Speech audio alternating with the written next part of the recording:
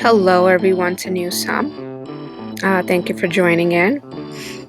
I found this topic very interesting. It's called sandwich generation.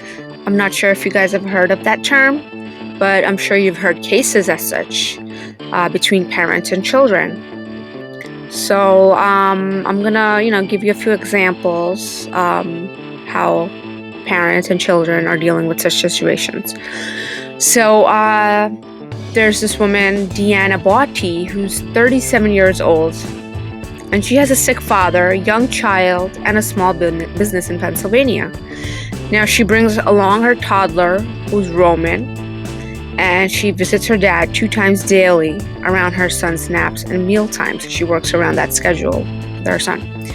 Now, there's so to do many of an estimate about 9 million people, most often women, but increasingly men as well, who care for both their children and other adults, mainly aging parents. Deanna says that I feel very torn between my child and my dad. Now, what does sandwich generation mean? It's a new demographic forces that are redefining that women are having children later in life. It's long life and increasing dementia. Also along with 2 career couples and overall smaller families. Now, all this is causing intersection and escalation of the demands on those caring for generations on either side. Now, most of the people in this type of caregiving role are in their age groups around 30s, 40s, and early 50s, according to a 2019 study by the National Alliance for Caregiving and Caring Across Generations. These aren't enough people in the pool to take care of aging parents, says Amy Goyer, who's AARP's caregiving expert. About 25% of dementia caregivers are also caring for children under the age of 18. Now, old age is very different today than it was 15 or 20 years ago, says Tim Linson, who started daughterhood.org, a resource for men and women caring for older adults. Now, for better or worse, we did not think our mom would last 20 years, says Mrs. Murimro, who lives in New York City. So she thought of adopting a baby, but then gave up that idea when her mom got sick with various illnesses, one after the next, such as first was stroke, then Parkinson's, and then tumor, which was the lead cause of her death. Now, if she had adopted a baby, it would also need attention and care along with the insurance of taking care of her ill elderly.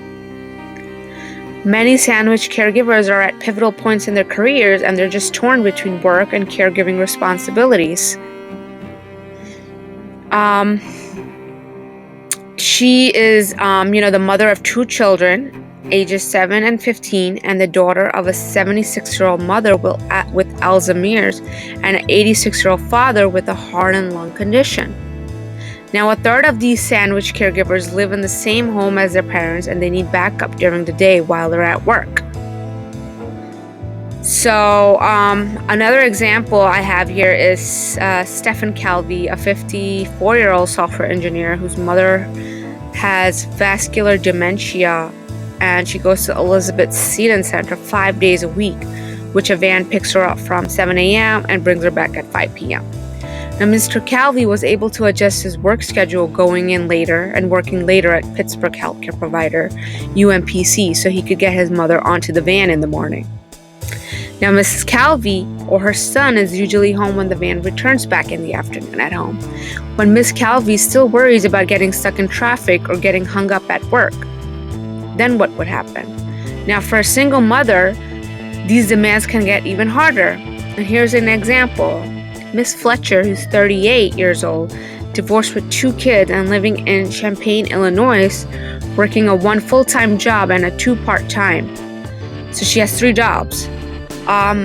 Fletcher's father, who's moved in with his daughter since he had a stroke in 2014.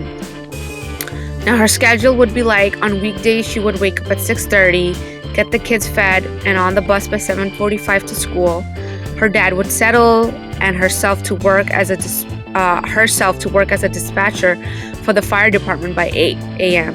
Then she'll return on her lunch hour to check on her dad, and will be home by 5 to make dinner and then get ready to work her second job collecting parking fees at the local university from 7 to 10:30 p.m.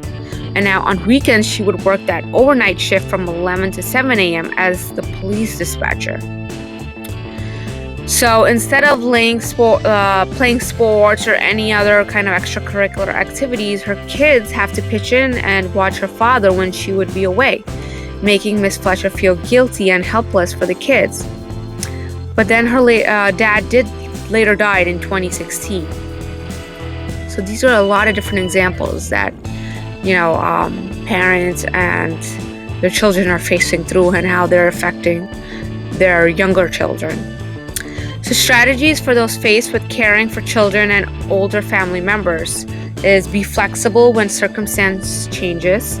Ask relative friends, neighbors, fellow church members to pick up the children after school or practice. Family members who cannot help with primary care can research support options and help even manage finances or pay for housekeeping. But please update others with group text chains, make spreadsheets on Google Drives or apps, like lots of helping hands.